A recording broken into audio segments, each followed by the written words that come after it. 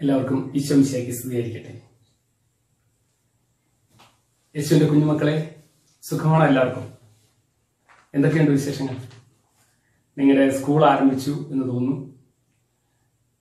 സ്കൂളിലൊക്കെ പോവുകയല്ലേ നിങ്ങളെല്ലാവരും? എല്ലാവരെയും കാണുമ്പോൾ വളരെ വളരെ സന്തോഷമായിരിക്കുകയാണ് എല്ലാവരും. നിങ്ങളുടെ 10ാം ക്ലാസ്സിന്റെ പാഠഭാഗങ്ങളൊക്കെ പഠിപ്പിച്ചിട്ടുണ്ടാകുമെന്ന് കരുതുന്നു. ഓക്കെ, നല്ലോണം പഠിക്കുക. പരീക്ഷ മാർച്ച് 17-ാം തീയതി തുടങ്ങുകയാണ്. എന്തായാലും കൊറോണ ഇങ്ങനെയൊക്കെയാണ്, നമുക്ക് എന്തായാലും പഠിച്ചല്ലേ പറ്റുള്ളൂ. അപ്പോൾ നിങ്ങൾ നല്ലോണം പഠിക്കുക. സംശയങ്ങളുള്ളതൊക്കെ അധ്യാപകരോട് ചോദിച്ച് മനസ്സിലാക്കുക. എന്തായാലും ദൈവം അനുഗ്രഹിക്കട്ടെ. അപ്പോൾ നമുക്ക് നമ്മുടെ പാഠഭാഗത്തേക്ക് വരാം. ആദ്യം പാഠം തുടങ്ങുന്നതിന് മുമ്പ് എല്ലാവരും ഒന്ന് എണീറ്റ് വന്നു. നമുക്കൊന്ന് പ്രാർത്ഥിച്ചാലോ? പ്രാർത്ഥിക്കണ്ടേ? എന്ത് കാര്യം തുടങ്ങുമ്പോഴും എന്താ വേണ്ടേ? പ്രാർത്ഥന വേണം അല്ലേ? ഓക്കെ, അപ്പൊ നമുക്കൊരു പ്രാർത്ഥന ചൊല്ലാം. എല്ലാവരും ഒന്ന് എണീറ്റ് നിന്ന് കൈയും കുപ്പി നിന്നേ. കാരുണ്യവാനായ ദൈവമേ, ഈ പ്രഭാതം ഞങ്ങൾക്ക് നൽകിയതിനെ ഓർത്ത് ഞങ്ങൾ അങ്ങേക്ക് നന്ദി പറയുന്നു. ഞങ്ങളിന്ന് പഠിക്കാൻ പോകുന്ന പാഠഭാഗങ്ങളെ അങ്ങേ കൈകളിൽ സമർപ്പിക്കുന്നു. പിതാവേ, ഈ പാഠഭാഗങ്ങളുടെ അർത്ഥം ഞങ്ങൾക്ക് മനസ്സിലാക്കി തരുവാനും അവ ഞങ്ങളുടെ ജീവിതത്തിൽ പ്രാവർത്തികമാക്കാൻ വേണ്ട കൃപാവരം നൽകി ഞങ്ങളെ ഓരോരുത്തരെയും അനുഗ്രഹിക്കണമേ എന്ന് അങ്ങയോട് ഞങ്ങൾ പ്രാർത്ഥിക്കുന്നു.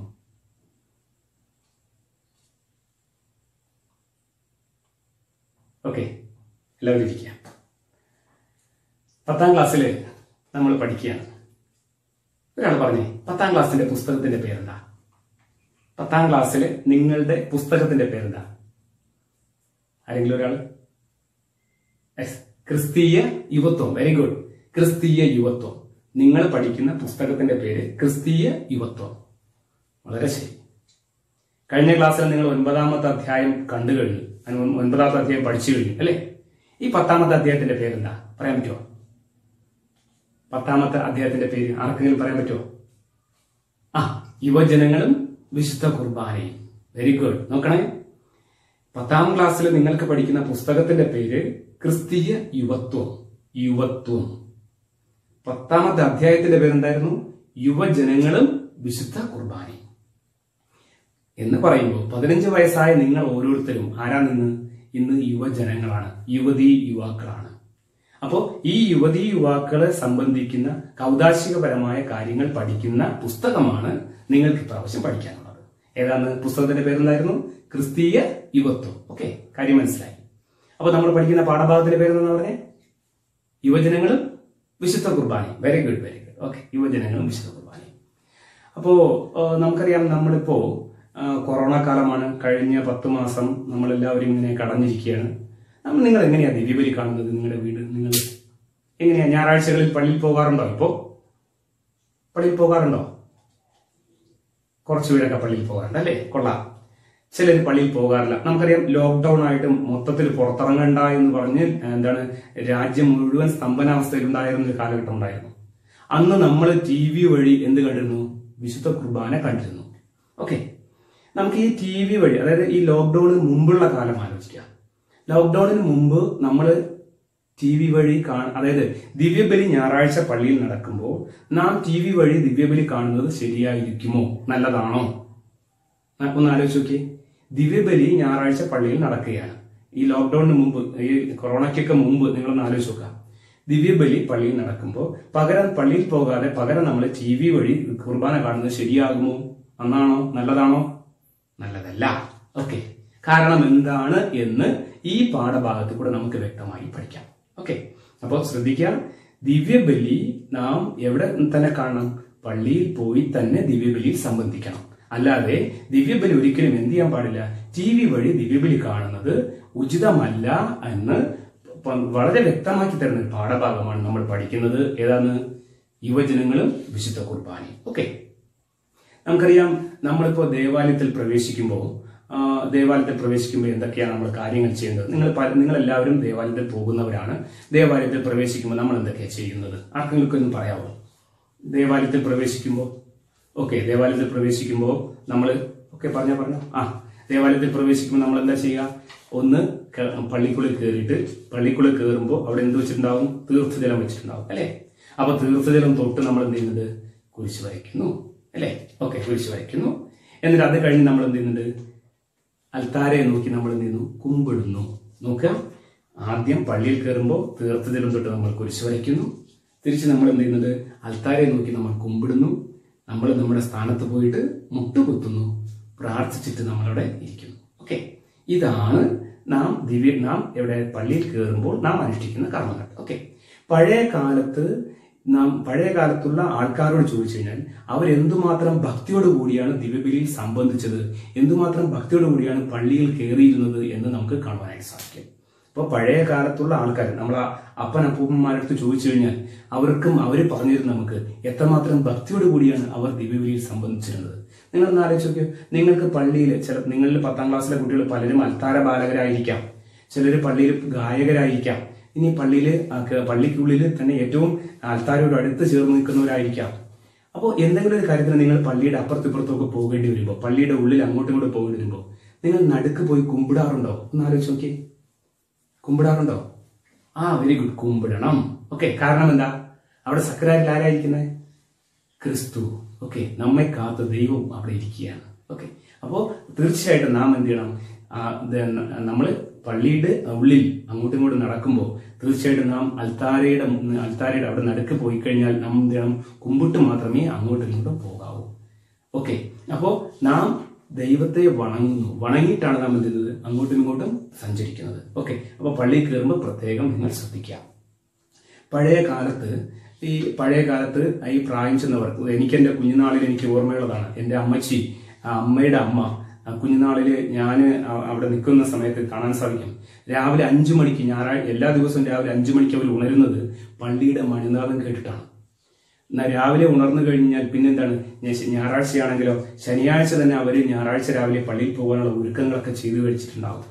രാവിലെ എണീറ്റ് പ്രഭാത കൃത്യങ്ങളൊക്കെ കഴിഞ്ഞ് കുളിച്ച് ശുദ്ധി വരുത്തി നല്ല വസ്ത്രങ്ങൾ മാത്രം ധരിച്ച് എന്ത് ചെയ്യുന്നുണ്ട്?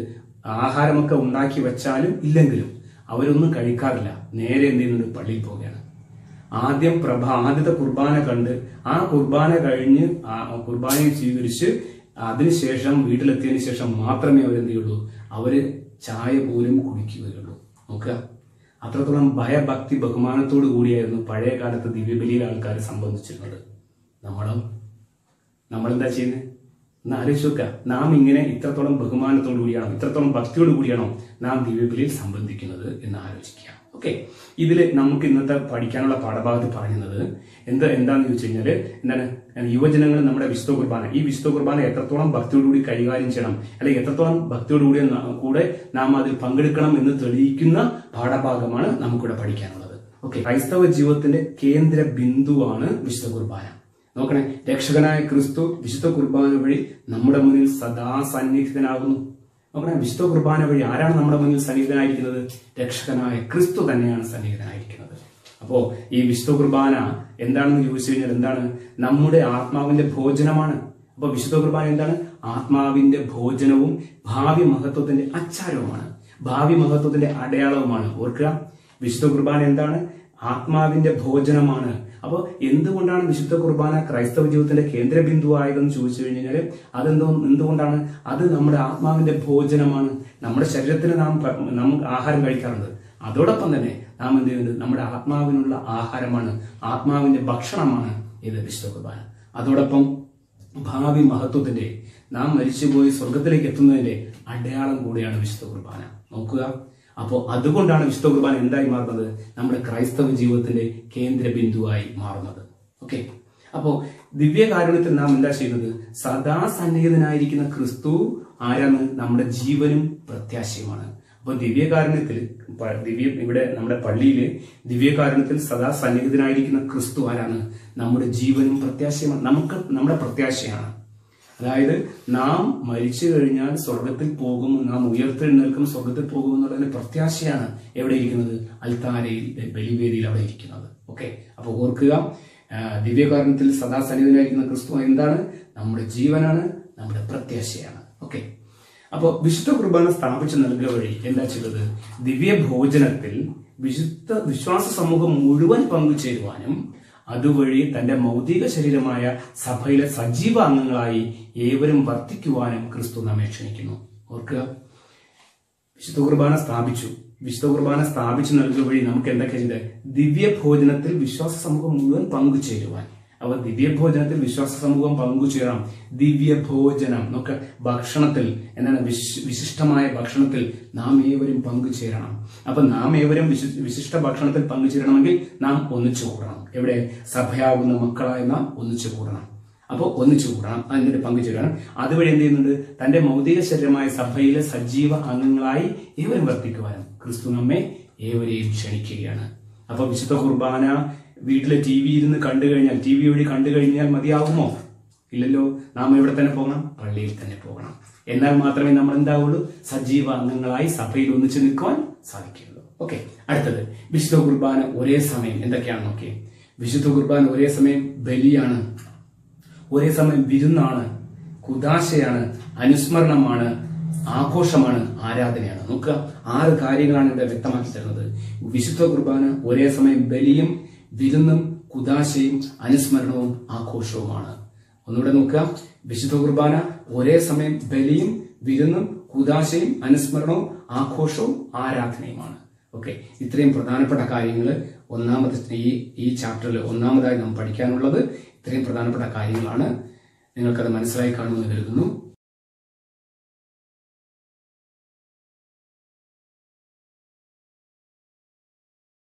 നമ്മൾ നേരത്തെ കണ്ടു കഴിഞ്ഞു പഴയ കാലത്തുള്ള ആൾക്കാരുടെ വിശ്വാസ രീതിയെക്കുറിച്ച്. ഇവിടെ ഞാൻ ക്ലാസ്സിലെ ആരംഭത്തിൽ പറയുകയുണ്ടായി, വിശുദ്ധ കുർബാന നമ്മുടെ ടി വിയിൽ കാണുന്നതും ഞായറാഴ്ച ദിവ്യബലിക്ക് പോകാതെ ടി വിയിൽ കാണുന്നതും നേരിട്ട് കാണുന്നതും രണ്ടും രണ്ടാണ്. അല്ലെ, നേരത്തെ അതായത് സഭ വിശുദ്ധ കുർബാന ടി വിയിൽ കാണുന്നതിനെ ഇപ്പോഴാണ്, ഈ കൊറോണ വന്നതിന് ശേഷമാണ് അതിനെ പ്രോത്സാഹനം നൽകിയത്. നേരത്തെ സഭ വിശുദ്ധ കുർബാന ടി വിയിൽ കാണുന്നതിനെ പ്രോത്സാഹിപ്പിച്ചിരുന്നില്ല. കാരണം എന്താന്ന് പറഞ്ഞു കഴിഞ്ഞാൽ ഒരു സിമ്പിൾ ഉദാഹരണത്തിലൂടെ പറഞ്ഞുതരാം. നോക്കാം, നമ്മളൊരു സിനിമ കാണുന്നുണ്ട്. നിങ്ങൾ തിയേറ്ററിൽ പോയിട്ട് ഒരു സിനിമ കാണുകയാണ്. ആ സിനിമ നിങ്ങൾ കാണുമ്പോൾ ആ സിനിമയിലെ അഭിനേതാക്കൾ അപ്പോൾ അഭിനയിക്കുന്നുണ്ടോ? നിങ്ങളൊന്ന് ആലോചിച്ച് നോക്കി. ആ സിനിമയിലെ അഭിനേതാക്കൾ അപ്പോൾ അഭിനയിക്കുന്നുണ്ടോ? ഇല്ല. ആ സമയത്ത് അഭിനയിക്കുന്നുണ്ടാകാം, ചിലപ്പോൾ വേറെ ഏതെങ്കിലും സിനിമയിൽ അഭിനയിക്കുന്നുണ്ടാകാം. പക്ഷെ ഒരിക്കലും എന്ത് ചെയ്യുന്നില്ല, അവർ ആ സിനിമയിൽ അപ്പോൾ അഭിനയിക്കുന്നില്ല. ഓക്കെ, ഇവിടെ വിശുദ്ധ കുർബാന എന്ന് പറഞ്ഞു കഴിഞ്ഞാൽ വ്യത്യസ്തമാണ്. വിശുദ്ധ കുർബാന എന്ന് പറഞ്ഞു കഴിഞ്ഞാല് ക്രിസ്തുവിന്റെ ബലി, കുരിശിലെ ബലി, അത് എവിടെ നടക്കുകയാണ്? നമ്മുടെ ദിവ്യബലിയിൽ സംഭവിക്കുന്നു. അതുകൊണ്ടാണ് സഭ പറയുന്നത് ദിവ്യബലി കാണണമെങ്കിൽ എവിടെ പോയി കാണുക? ദേവാലയങ്ങളിൽ പോയി ദിവ്യബലി കാണുക. ടി വി വഴി ദിവ്യബലി കാണരുത് എന്ന് പറയുവാനുള്ള കാരണം അതാണ്. നോക്കണേ, നിങ്ങൾക്കടുത്ത് പഠിക്കാനുള്ള പാഠഭാഗത്ത് ഇതാണ് വിശുദ്ധ കുർബാന ക്രിസ്തുവിന്റെ ബലി. അപ്പൊ ക്രിസ്തുവിന്റെ ബലിയാണ് വിശുദ്ധ കുർബാന എന്ന് വ്യക്തമാക്കി തരുന്ന ഭാഗം നോക്കണേ.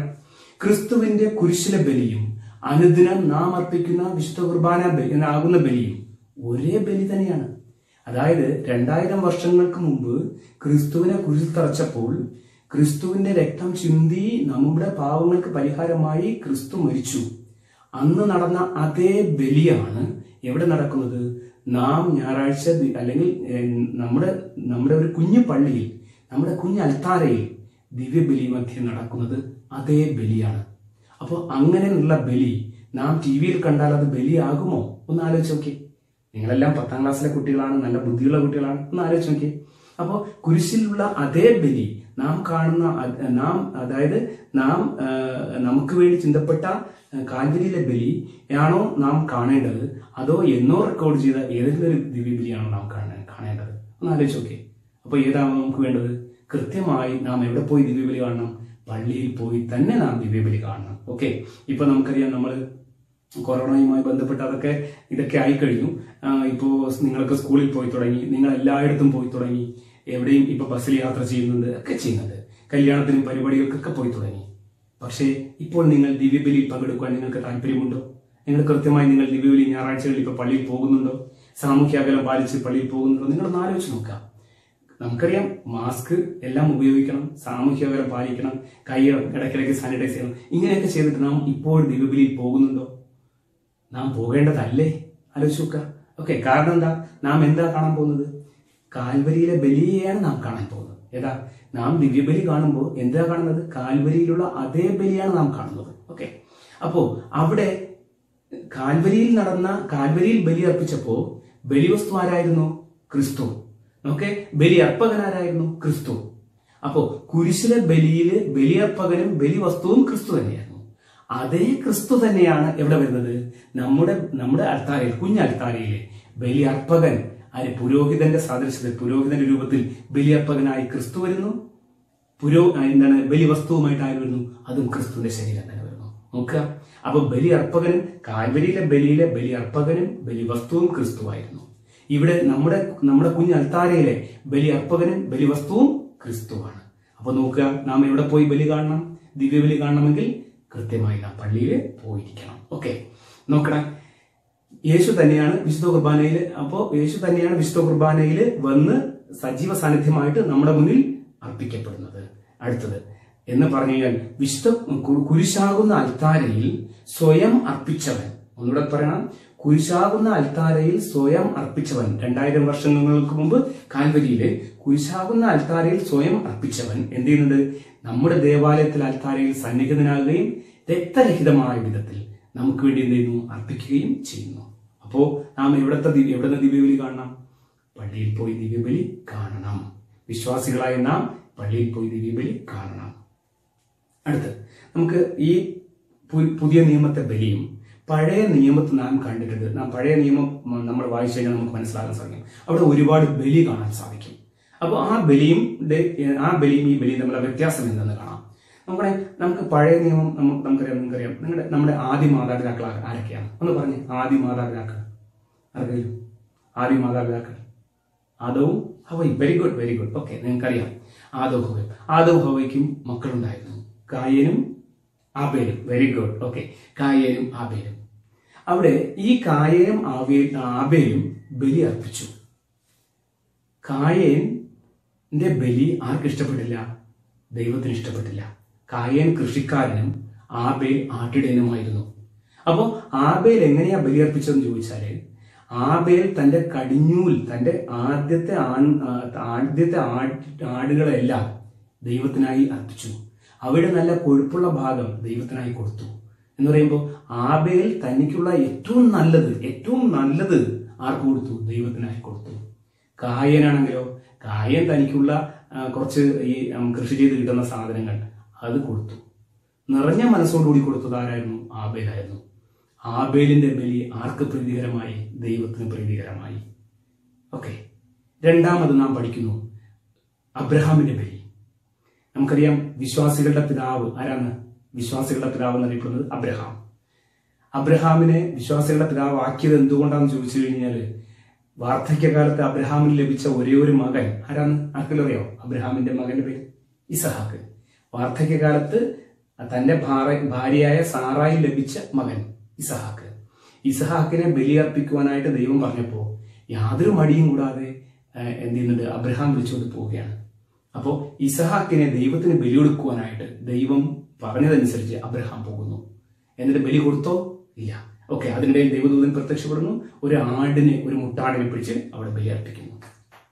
അപ്പോ ആബേലിന്റെ ബലി, അബ്രഹാമിന്റെ ബലി. ഇനി നമുക്ക് കാണാൻ സാധിക്കും ഒരു മെൽക്കീസദക്ക് എന്ന് പറഞ്ഞു കഴിഞ്ഞാൽ ദൈവത്തിന്റെ പുരോഹിതനെ കാണാൻ സാധിക്കും. മെൽക്കീസദക്ക് വരുന്ന ഇങ്ങനെയാണ്. അബ്രഹാം നമ്മൾ ചിത്രങ്ങളിൽ കണ്ടിട്ടുണ്ട്. അബ്രഹാം എന്ന് പറയുമ്പോൾ പ്രായം ചെന്ന ഒരു വൃദ്ധനായ ഒരു മനുഷ്യനെ നാം കാണുക. പക്ഷെ അബ്രഹാം നല്ല യോദ്ധാവായിരുന്നു. അബ്രഹാം ഒരുപാട് രാജ്യങ്ങൾ ആക്രമിച്ചിട്ട് വരുന്ന വഴിയിൽ അബ്രഹാമിനെ എതിരേൽക്കുവാനായിട്ട് സാലേം രാജാവായ മെൽക്കീസദക്ക് എന്തൊക്കെയായിട്ട് പോവുകയാണ്? അപ്പവും വീഞ്ഞുമായിട്ട് പോവുകയാണ്. നോക്കണേ, ഒരുപാട് രാജ്യങ്ങളെ ആക്രമിച്ച് അവിടുത്തെ കൊള്ളവസ്തുക്കളുമായിട്ടൊക്കെ വരുന്ന സമയത്ത് അബ്രഹാമിനെ എതിരേൽക്കുവാനായിട്ട് സാലേം രാജാവായ മെൽക്കീസദക്ക് അപ്പവും വീഞ്ഞുമായിട്ട് പോവുകയാണ്. ഈ മെൽക്കീസദക്കാരായിരുന്നു അത്യുന്നതനായ ദൈവത്തിന്റെ പുരോഹിതനായിരുന്നു മെൽക്കീസദക്ക്. അപ്പൊ അത്യുന്നതനായ ദൈവത്തിന്റെ പുരോഹിതനായ മെൽക്കീസദക്ക് അപ്പവും വീഞ്ഞുമായിട്ട് ആരെ സ്വീകരിക്കാൻ പോകുന്നു? നമ്മുടെ അബ്രഹാമിനെ സ്വീകരിക്കാൻ പോകുന്നു. അപ്പവും വീഞ്ഞും കൊണ്ട് അബ്രഹാമിനെ ആശീർവദിക്കുകയാണ്. അബ്രഹാമിനെ ആശീർവദിച്ചു. അബ്രഹാം തനിക്ക് ലഭിച്ചതിന്റെ ദശാംശം എല്ലാം കൊടുത്തു? മെൽക്കീസദക്കിന് കൊടുത്തു. നോക്കണേ, അവിടെ ആരുടെ ബലി? മെൽക്കീസദക്കിന്റെ ബലി. അപ്പൊ 3 പേരുടെ ബലി നാം കണ്ടു. 1 ആബേലിന്റെ ബലി, 2 അബ്രഹാമിന്റെ ബലി, 3 മെൽക്കീസദക്കിന്റെ ബലി. ഈ 3 ബലിയുടെയും പൂർത്തീകരണമായിരുന്നു ഏത്? ക്രിസ്തുവിന്റെ കാൽവരിയിലെ ബലി. ഓർക്കുക, ആബേലിന്റെ ബലി, അബ്രഹാമിന്റെ ബലി, മെൽക്കിസെദെക്കിന്റെ ബലി, ഈ 3 ബലിയുടെയും പൂർത്തീകരണമായിരുന്നു ക്രിസ്തുവിന്റെ കാൽവരിയിലെ ബലി. നോക്കണേ, ഇവിടെ ക്രിസ്തു പറഞ്ഞ വാക്കുകൾ എന്തൊക്കെ നോക്കുക. നിങ്ങൾക്കായി നൽകപ്പെട്ട എന്റെ ശരീരമാണിത്. നോക്കണേ, നിങ്ങൾക്കായി നൽകപ്പെട്ട എന്റെ ശരീരമാണ്. അടുത്തത്, ഈ പാനപാത്രം എടുത്തിട്ട് നിങ്ങൾക്ക് ക്രിസ്തു പറയുകയാണ്, എന്താണ്? ഈ പാനപാത്രം നിങ്ങൾക്ക് വേണ്ടി ചിന്തപ്പെടുന്ന എന്റെ രക്തത്തിലുള്ള പുതിയ ഉടമ്പടിയാണ്. നോക്കണേ, ഈ ലോകത്തിൽ എത്രയോ നേതാക്കന്മാരുണ്ടായിരുന്നു. ഈ ലോകത്തിൽ എത്രയോ നേതാക്കന്മാര്, എത്രയോ ലോക നേതാക്കന്മാര്, എത്രയോ മതപണ്ഡിതന്മാര്, എത്രയോ മതപുരോഹിതന്മാരുണ്ടായിരുന്നു. ഓർക്കുക, ലോകത്തിൽ ഒരു വ്യക്തിക്ക് പോലും പറയാൻ പറ്റാത്ത കാര്യമാണ് ക്രിസ്തുനാഥൻ പറഞ്ഞത്. ഏതാണ്? ഇത് എന്റെ ശരീരമാണ്, നിങ്ങൾക്കായി മുറിക്കപ്പെടുന്ന എന്റെ ശരീരം. ഇത് എന്റെ രക്തമാണ്, നിങ്ങൾക്കായി ചിന്തപ്പെടുന്ന എന്റെ രക്തം. നോക്കണേ, ഇത് നിങ്ങൾ വാങ്ങി ഭക്ഷിക്കുവിൻ. അപ്പൊ ഇവിടെയാണ് ക്രിസ്തുവിന്റെ ദൈവത്വം വെളിവാക്കുന്നത്. ഓർക്കുക, നാം ദിവ്യബലി പള്ളിയിൽ പോയി കാണണമെന്ന് പറയുന്നതിന്റെ കാരണം ക്രിസ്തുവിന്റെ കാൽവരിയിലെ ബലി നാം നേരിട്ട് കാണുന്നു. എവിടെ? ദിവ്യബലി മധ്യേ. അപ്പൊ അതുകൊണ്ടാണ് നാം എവിടെ പോകണം? ദിവ്യബലി കൃത്യമായി പള്ളിയിൽ പോയി തന്നെ കാണണമെന്ന് പറയുന്നത്. അപ്പോൾ അവിടെ ക്രിസ്തു പറഞ്ഞ വാക്കുകൾ ശ്രദ്ധിക്കാം. എന്താണ് ക്രിസ്തു പറഞ്ഞ വാക്കുകൾ? എന്തൊക്കെയാണ്? നിങ്ങൾക്കായി നൽകപ്പെടുന്ന എന്റെ ശരീരമാണ്. അടുത്താണെങ്കിലും, ഈ പാനപാത്രം നിങ്ങൾക്ക് വേണ്ടി ചിന്തപ്പെടുന്ന എന്റെ രക്തത്തിലുള്ള പുതിയ ഉടമ്പടിയാണ്. ക്രിസ്തു കുരിശിൽ സമർപ്പിച്ച അതേ ശരീരമാണ്. അതായത് കുരിശാവുന്ന അൽത്താരയിൽ ക്രിസ്തു സമർപ്പിച്ച അതേ ശരീരമാണ് എന്ത് ചെയ്യുന്നത്? കുർബാന വഴി അവിടെ നിന്ന് നമുക്ക് നൽകുന്നത്. നോക്കുക, അപ്പോ പാപപരിഹാരാർത്ഥം അവിടെ നിന്ന് ചിന്തിയ അതേ രക്തമാണ് എന്ത് ചെയ്യുന്നത്?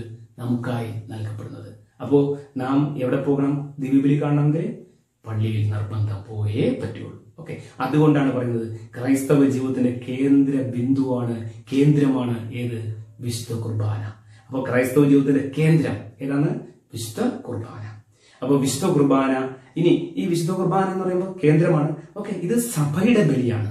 ഇത് കുറച്ച് ആൾക്കാരുടെ മാത്രമല്ല, അല്ലെങ്കിൽ ഒരു പുരോഹിതന്റെ മാത്രമല്ല, മറിച്ച് എന്താണ്? സഭയുടെ. ഇത് പള്ളിയിൽ പുരോഹിതന്മാര്, സിസ്റ്റേഴ്സ്, മറ്റ് അൽമായരായ നമ്മളെല്ലാവരും, വിശ്വാസികൾ എല്ലാവരും കൂടെ ചേർന്ന സഭയുടെ ബലിയാണ്. അപ്പോൾ എന്താണ് വിശുദ്ധ കുർബാന എന്ന് പറയുമ്പോൾ ഈ സഭയുടെ എല്ലാം കൂടെ ചേർന്ന ഒരു ബലിയാണ്.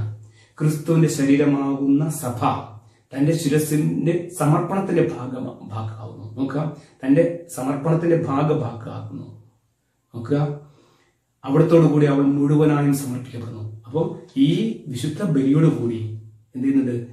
സഭ മുഴുവനായും ദൈവത്തിലേക്ക് സമർപ്പിക്കപ്പെടുകയാണ്. ഓർക്കുക, കാൽവരിയിൽ ക്രിസ്തു ചിന്തിയ, ക്രിസ്തു കീറി മുറിച്ച അതേ ശരീരം നമുക്ക് വേണ്ടി ഇന്ന് നമ്മുടെ അൽത്താരയിൽ കീറി മുറിക്കപ്പെടുമ്പോൾ നാം നമ്മുടെ ജീവിതത്തിലുള്ള എല്ലാ പ്രയാസങ്ങളും എല്ലാം കൂടെ ചേർത്ത് നാം ദൈവത്തിലേക്ക് അർപ്പിക്കുകയാണ്. നാം ദൈവത്തിന് അർപ്പിക്കുകയാണ്. നോക്കുക, അതിലെ നമ്മുടെ വിശുദ്ധ അഗസ്റ്റിൻ ഒരു പ്രധാനപ്പെട്ട ഒരു സെനൻസ് പറയുകയുണ്ടായി. നമ്മുടെ ആന്തരിക നിലപാടിന്റെ ബാഹ്യവും ആരാധനാപരവുമായ ബഹിർസ്ഫുരണമാണ് ബലി. ഒന്ന് നോക്കാം, നമ്മുടെ ആന്തരിക നിലപാടിന്റെ ബാഹ്യവും ആരാധനാപരവുമായ ബഹിർസ്ഫുരണമാണ് ബലി എന്ന് ആര് പറയുകയുണ്ടായി? വിശുദ്ധ അഗസ്റ്റിൻ പറയുകയുണ്ടായി. അപ്പോ നിങ്ങളൊന്ന് ആലോചിച്ച് നോക്കിയോ, ദിവ്യബലി നാം എവിടെ നിന്ന് കാണുന്നതാണ് നല്ലത്? ടിവിയിൽ കാണുന്നതാണോ നല്ലത്? അതോ നാം പള്ളിയിൽ പോയി കൃത്യമായ ഒരുക്കത്തോടുകൂടി, കൃത്യമായ മാനസികവും ശാരീരികവുമായ ഒരുക്കത്തോടു കൂടി നാം പള്ളിയിൽ പോയിട്ട് എല്ലാ വിശ്വാസികളോടും കൂടെ ചേർന്ന് ദിവ്യബലി കാണുന്നതാണോ നല്ലത്? എന്നാൽ നിങ്ങളൊന്ന് ആലോചിച്ച് നോക്കി. നമ്മൾ ഇന്ന് ക്ലാസ് വൈൻഡപ്പ് ചെയ്യുകയാണ്. നമ്മൾ ഇത്രയും നേരം കേട്ട കാര്യങ്ങൾ നമുക്കറിയാം, നിങ്ങൾക്ക് മനസ്സിലായിട്ടുണ്ടാകും ദിവ്യബലിയിൽ നാം എത്രത്തോളം ഭക്തിയോട് കൂടിയാണ് പങ്കെടുക്കേണ്ടതെന്ന്. കാരണം അതെന്താണെന്ന് നമ്മൾ പഠിച്ചു. വിശുദ്ധ കുർബാന ഒരു ബലിയാണ്, ക്രിസ്തുവിന്റെ ബലിയാണെന്ന് നമ്മൾ പഠിച്ചു കഴിഞ്ഞു. ഓക്കെ, അപ്പൊ ഇന്നു മുതൽ നാം എന്ത് ചെയ്യുന്നു? നമ്മളെല്ലാവരും കൃത്യമായി ദിവ്യബലിയിൽ പങ്കെടുക്കോ? നിങ്ങളെല്ലാവരും കൃത്യമായി ദിവ്യബലിയിൽ പങ്കെടുക്കോ? പള്ളിക്കകത്ത് കയറി കഴിഞ്ഞാൽ എങ്ങനെയൊക്കെയാ നിൽക്കുക എന്ന് നിങ്ങൾക്കറിയാലോ. എങ്ങനെയാ പള്ളിക്കകത്ത് പോവുക എന്ന് നിങ്ങൾക്കറിയാലോ. നിങ്ങൾക്ക് എങ്ങനെയാ പള്ളിയിൽ നിൽക്കേണ്ടത്? തൊഴുകൈയോടുകൂടി തന്നെയാണോ നിൽക്കുക? തൊഴുതുകൊണ്ട് തന്നെയാണോ നിൽക്കുക? അതോ കൈയും കെട്ടി നിൽക്കുക? എങ്ങനെയാ നിൽക്കുക? തൊഴുകൈയുമായിട്ട് നിൽക്കുക. ഓക്കെ, തൊഴുകൈയുമായിട്ട് വേണം നിൽക്കുവാൻ. അതുപോലെ നിങ്ങൾ പള്ളിയിൽ പ്രാർത്ഥിക്കുമ്പോൾ നിങ്ങൾ എങ്ങനെയാണ് പ്രാർത്ഥിക്കുമ്പോൾ പാട്ട് പാടി പ്രാർത്ഥിക്കാറുണ്ടോ? അതോ വെറും കാണികളായിട്ട് കൈയും കെട്ടി നിൽക്കുകയാണോ ചെയ്യുക? എങ്ങനെയാണ് ചെയ്യേണ്ടത്? പാട്ട് പാടി വേണം പ്രാർത്ഥിക്കുവാൻ. പ്രാർത്ഥിക്കുമ്പോൾ പാട്ടുപാടി പ്രാർത്ഥിച്ചാൽ, അതായത് പാട്ടുപാടി പ്രാർത്ഥിച്ചാൽ അവൻ 2 പ്രാവശ്യം പ്രാർത്ഥിക്കും എന്നാണ് പറയുന്നത്. അവർക്ക് പാട്ടുപാടി പ്രാർത്ഥിക്കുന്നവൻ 2 പ്രാവശ്യം പ്രാർത്ഥിക്കും. അപ്പോൾ നമ്മൾ ഒരിക്കലും പള്ളിക്കകത്ത് കയറിയിട്ട് പൂജ കാണുമ്പോൾ വെറുതെ കൈയും കെട്ടി ഒരു കാഴ്ചക്കാരായി നിൽക്കാൻ പാടില്ല. അപ്പോൾ കൃത്യമായി ഭയഭക്തി ബഹുമാനത്തോടു കൂടി നല്ല രീതിയിൽ പാട്ട് പാടി പ്രാർത്ഥന ചൊല്ലി, നമ്മുടെ ഗായക സംഘത്തിന് മാത്രം പാടുവാനുള്ളതല്ല പാട്ടുകൾ. അപ്പോൾ നമ്മളെല്ലാവരും ഒരു പുതിയ സൃഷ്ടിയായി മാറുക. ഇന്നു മുതൽ ഇനി ദിവ്യബലിയിൽ പങ്കെടുക്കുമ്പോൾ ഒരു പുതിയ സൃഷ്ടിയായി നിങ്ങൾ പങ്കെടുക്കുക. അപ്പോൾ നമുക്ക് ഇന്നത്തെ ക്ലാസ് വൈൻഡപ്പ് ചെയ്യാം. എല്ലാവർക്കും എണീറ്റിരിക്കുക, ഒന്ന് പ്രാർത്ഥിക്കാം. കാരുണ്യവാനായ പിതാവേ, ഞങ്ങൾ പഠിച്ച പാഠഭാഗം ഞങ്ങളുടെ ജീവിതത്തിൽ പ്രാവർത്തികമാക്കുവാൻ വേണ്ട അനുഗ്രഹം ഞങ്ങൾക്ക് നൽകണമേ. ഇന്നു മുതൽ ഞങ്ങൾ ദിവ്യബലിയിൽ ഞങ്ങളുടെ സജീവ സാന്നിധ്യം അങ്ങയോടൊപ്പം ചേർത്ത് വയ്ക്കുവാൻ, അങ്ങിൽ ഒന്നായി തീരുവാൻ, അങ്ങയെ ഭയഭക്തി ബഹുമാനത്തോടുകൂടി അറിയുവാൻ, ഞങ്ങൾ സഭയോടൊപ്പം അങ്ങയുടെ പാത പിന്തുടരുവാൻ, അങ്ങയെ മനസ്സിലാക്കുവാൻ ഞങ്ങൾക്ക് എവർക്കും അനുഗ്രഹം നൽകണമേ. കർത്താവായ ക്രിസ്തു വഴി ഞങ്ങൾ സമർപ്പിക്കുന്ന പ്രാർത്ഥന കേട്ടുകൊള്ളണമേ. ആമേൻ. ഈശോ മിശിഹായ്ക്ക് സ്തുതിയായിരിക്കട്ടെ.